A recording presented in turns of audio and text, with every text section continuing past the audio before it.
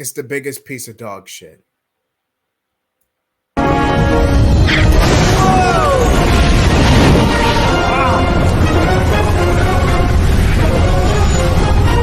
Flame on!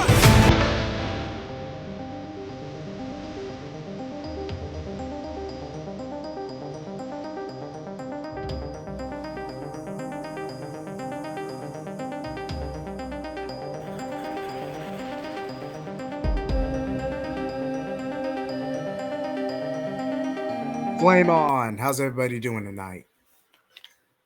Now, I did have to go back and re-edit this. So, quick disclaimer, this might end up being a little closer to Christmas, maybe Christmas Eve by the time this goes live. But I appreciate everyone here taking the time to watch this video. So, happy holidays to you and yours. Thank you so much for enjoying this video and watching it and supporting me for 185 subscribers. We're really on the close cusp of 190, if not 200. But even so, thank you for getting me this far as it is, and I hope to earn your continued support going to 2024. With that being said, wow. Just wow. This was awful. I knew this movie was going to be a dumpster fire, but this is just bad. But okay, because all right, let's get through this. The best way I could describe this movie, okay, I might end up doing a versus video in the future between this and The Flash. But The Marvels and The Flash is very similar to where it's development hell. It's studio interference, all of that. I mean, there are a lot of parallels with this film behind the scenes, meta-wise. But the only real positive I could give this film, good synergy with the Miss Marvel TV show if you took the time to watch it. WandaVision with Monica Rambeau is relatively inconsequential, and a nice little cameo with the old Foxverse X-Men actors with the Beast and Photon cameos. So, other than glorified fan service and a basic cohesion between multiple projects, which is what the MCU has become synonymous with at this point, it's all right. Those are the only real positives I could get. Now for the negatives. Well, here's another quick positive, the fact that it's short, roughly an hour and 45 minutes. So that's a plus, minus previews. So that's a plus. But on to the negatives. I'm going to keep this as short and concise as possible because, one, I don't want to sound like I'm riding a bandwagon. You've supported me for years on end at this point, especially with me coming back to YouTube, working with Comics League and other YouTubers. And I owe you guys too much for continuing to support me. So I'm not going to bullshit you here. But if I had to keep it a buck, the main theme, in all of this, and how it ties into Captain Marvel and her late introduction, at least in universe. Let's start from there. Is how after the events of Captain Marvel, defeating the AI and everything we saw in that film, Captain Danvers, Carol Danvers. I almost said Brie Larson for a second. Excuse me. But Brie Larson openly admits, and spoilers ahead, by the way, so I'll give you a quick chance to back out.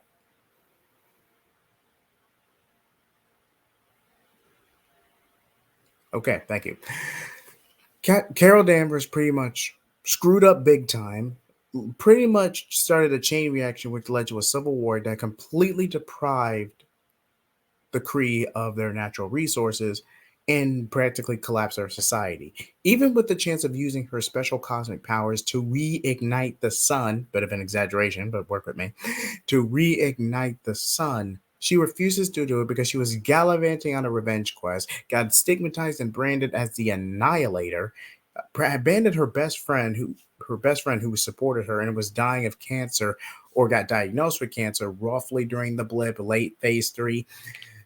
It's just that this paints Captain Marvel as a very flawed individual. Now, you can deconstruct the hero's journey. You can follow a through line with the hero's journey.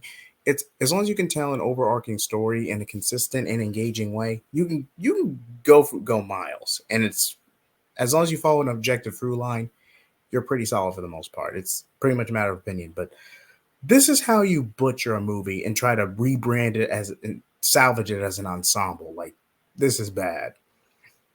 If they were more honest about making Captain Marvel the more anti-hero route, like, hey, I kind of screwed up, and how the remnants of the Kree are pretty much getting revenge on me in turn, I tried to free them from the complacency that this AI provided. No, you Carol felt a lack of agency. She was abducted. She went through all these things. She got her awakening in the third act of the previous film, went on a bloody revenge quest, and pretty much screwed everybody else over. And she barely did anything other than a few. I'm getting ahead of myself because even if I do try to cope and process watching this movie, it all boils down to just a haphazard, salvaged mess. And at the end of the day, I actually feel bad for Miss Marvel and the actress who plays her from the TV show because she didn't deserve this or any heat she's getting from this film. I hope she actually be able to push past the stinker, work beyond it, and actually continue some relative success, regardless of the trends that Hollywood and other movie studios are headed. So I wish her and the cast and crew the best. Even if you did want to factor Brie Larson's own personal ego, I don't think it would have diminished this film by that much in the grand scheme of things. Even if you recasted Brie Larson, the script was ass. Like that unless you completely delayed this film about a year and a half, 2 years, and started completely from the ground up, there was no way you could salvage this film. If I'm being completely honest. But even if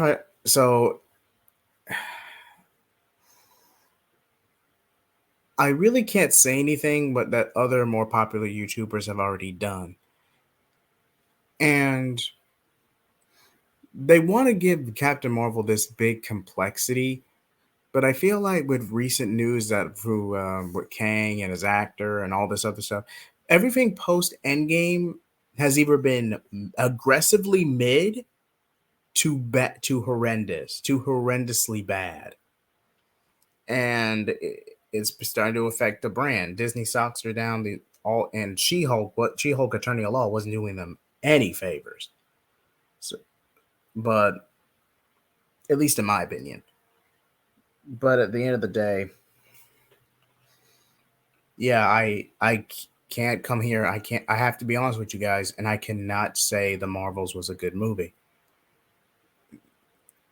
And even one of the big narrative through lines of Carol reconciling with her estranged surrogate niece, or how Monica Rambeau saw Carol as kind of an aunt slash big sister figure, and how Carol effectively abandoned her. She was scouring in space. Oh, she's fighting space battles and all these preemptive threats. What about the Chitauri? What about Thanos? I mean, all these other conflicts. You wanted revenge against the Kree for lack of a better term, having you act a certain way and depriving you of your agency. It's just every time I try to process this movie, it begs more questions than it answers. Like, it was like one ear and out the other.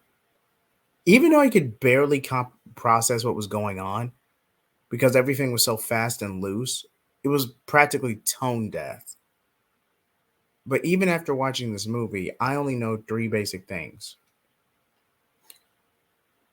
Brie Larson actually has to, I mean, excuse me, Captain Marvel actually has to confront the atrocities she's committed, how she's stigmatized across the galaxy. Miss Marvel is somewhat disillusioned from her fangirling towards Captain Marvel, or at the very least more aware of the baggage Captain Marvel carries. But she doesn't reject her, she doesn't ostracize towards her. She's kind of along for the ride. She's just not as naive as she was from the TV show. And if you hadn't watched the show, she's basically the same up to that point in the film anyway. I'd say Monica Rambeau and her actress got the most to do, or at the very least had the most relative growth. But even then, it was just to set up a big sacrifice for her to cross over to the Foxverse. So it really, I want to say it felt like a one and done, but still, this is such a haphazard mess. And it feels like I'm taking out or decontextualizing or taking out a big chunk of the movie, because this is literally the Kree discovering the MacGuffin, targeting specific planets that match or have similar or key resources to help restore their planet at the cost of another, and they're targeting planets that Captain Marvel is specifically associated with because she has connection to them, political allies, or they just think they can make Carol suffer by hurting other people this way. It's just petty surface level vengeance just for the sake of petty surface level vengeance. And then you pretty much crammed in, no, I'm not going to go there. I'm not going to go there. I'm trying to keep this as objective as humanly possible.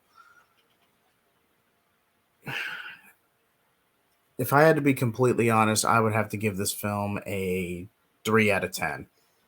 And I feel like I'm being generous. I know it's not the most comedic review out there. I know it's not the most grandiose or over the top, but you guys supported me for so long, got me to this recent milestone, and I had to keep it real with you guys. I really did. So, yeah, this movie was bad. As for my next movie review, stay tuned for the grand finale or the last official film of the DCEU, Aquaman 2 and the Lost Kingdom. Catch you later.